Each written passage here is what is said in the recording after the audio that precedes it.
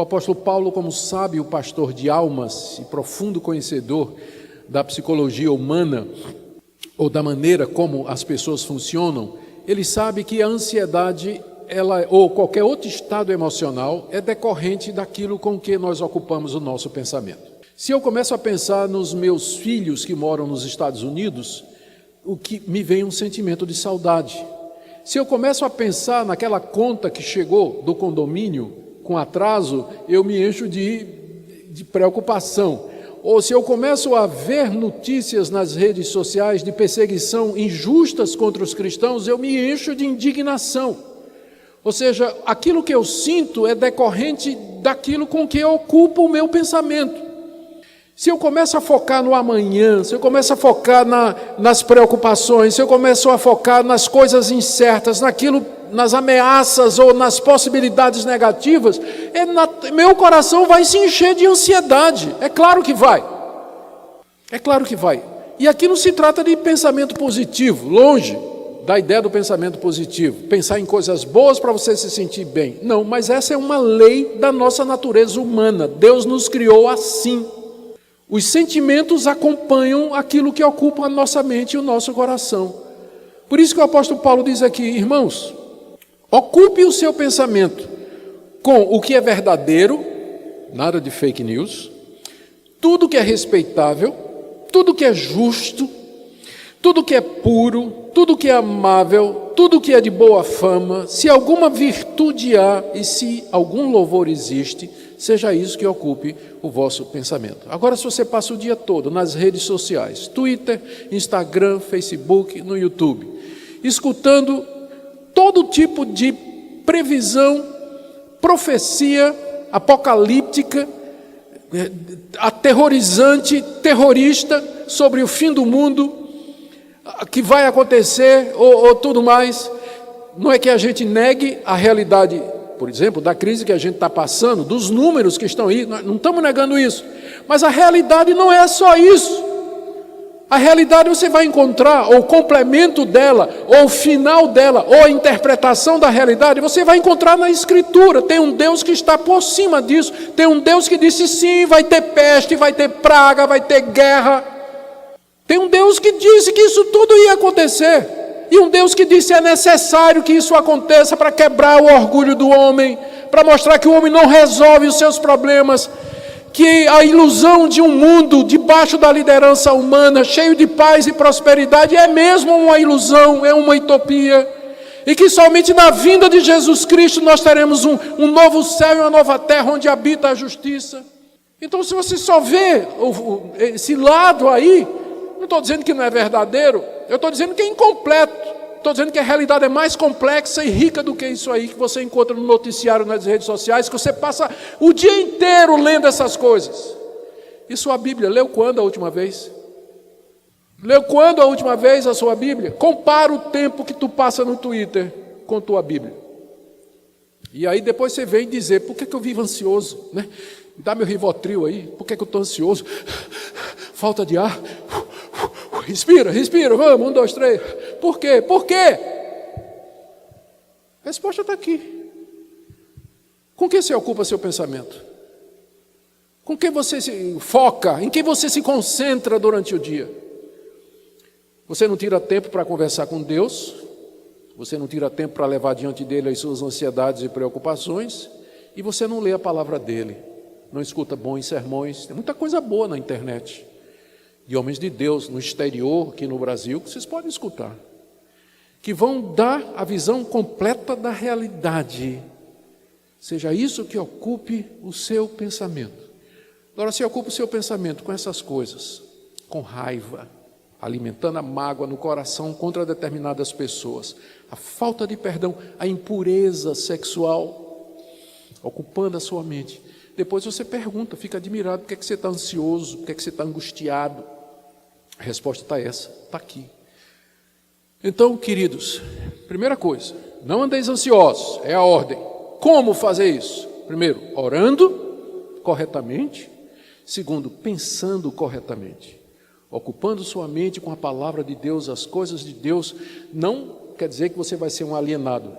Vocês entenderam, eu não estou dizendo isso. Você pode ler essas coisas, você pode se informar, deve se informar, mas lembrando que não são os canais de notícia que definem a realidade. Você precisa do quadro maior para você interpretar essas notícias e não viver apavorado com elas. Saber que há um Deus que tem no controle de tudo. Mas tem uma terceira coisa. Paulo esteve em Filipos, como eu disse, cerca de 10 anos antes de escrever essa carta. E passou um tempo com eles, a gente não sabe quanto tempo. Não muito tempo. Mas tempo suficiente para que os filipenses vissem que tipo de crente, que tipo de homem era o apóstolo Paulo.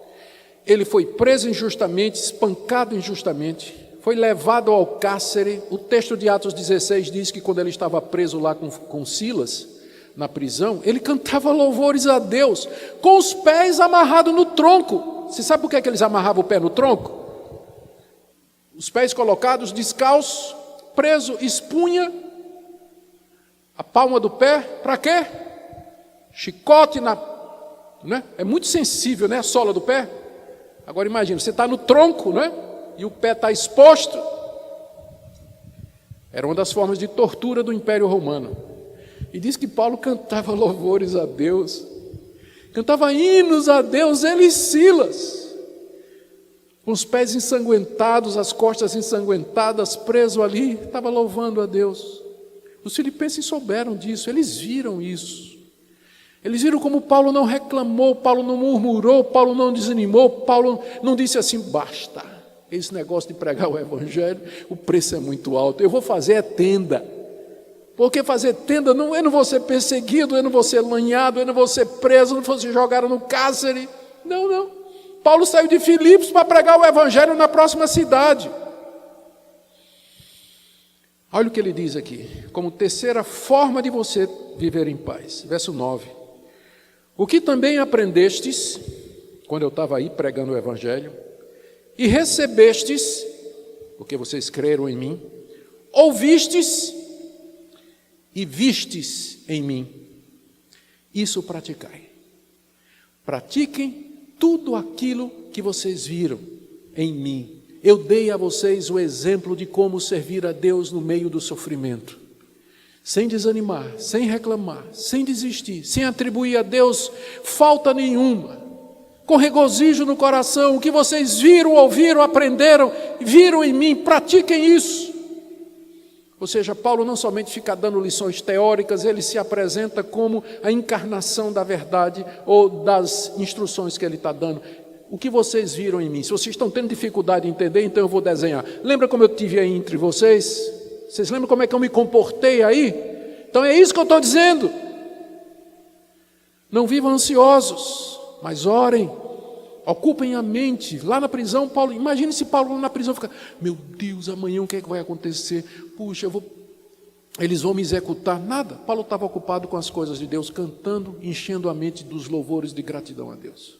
O que vocês viram em mim, isso pratiquem. E olha, a segunda promessa, são duas promessas que nós temos aqui. A primeira está no verso 7, a paz de Deus vai guardar o seu coração. E a segunda está no final do verso 9. O Deus da paz será convosco. Melhor do que a paz de Deus é o Deus da paz, né? Melhor do que ter a paz que procede de Deus é ter o próprio Deus da paz conosco, presente, consolando o nosso coração. Que promessa extraordinária nós temos aqui. Se vocês praticarem isso que eu acabo de dizer, diz o apóstolo Paulo, não somente a paz de Deus, mas o Deus da paz vai estar com vocês. No meio da dor, no meio do sofrimento, no meio do desemprego, no meio da perspectiva de quebradeira financeira, de crise política, de revolução, de pandemia, de morte, de contaminação, o Deus da paz vai estar com você e no meio de tudo isso você vai ter tranquilidade. Veja que em momento nenhum Paulo está prometendo que Deus vai resolver o seu problema. Pode ser que ele resolva. Uma vez que o Deus da paz está conosco, e Ele é quem Ele é, Ele pode abrir portas, Ele pode abrir oportunidades, pode apontar caminhos que resolvam o nosso problema, como Ele sempre fez no passado, daí a ação de graças. Mas se Ele nos resolver manter presos, como Paulo estava lá em Roma, Ele vai nos dar a graça para suportar e a paz dEle, que supera todo o entendimento. E é esse o testemunho do crente. Quando vem pandemia, pega no crente também. Já descobrimos isso, né? Que ser crente não nos dá imunidade. Quando vem, pega em todo mundo. Quando vem a quebradeira, quebra também a empresa do crente. Quando perde emprego, o crente também perde.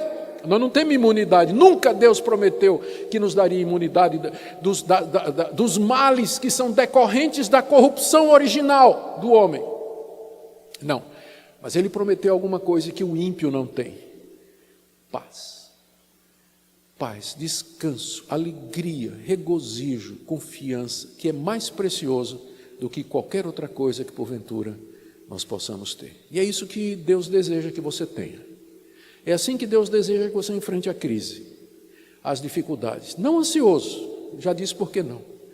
Mas através da oração, através do pensamento na coisa certa e da prática, viver como cristão deve viver, o Deus da paz vai ser com você.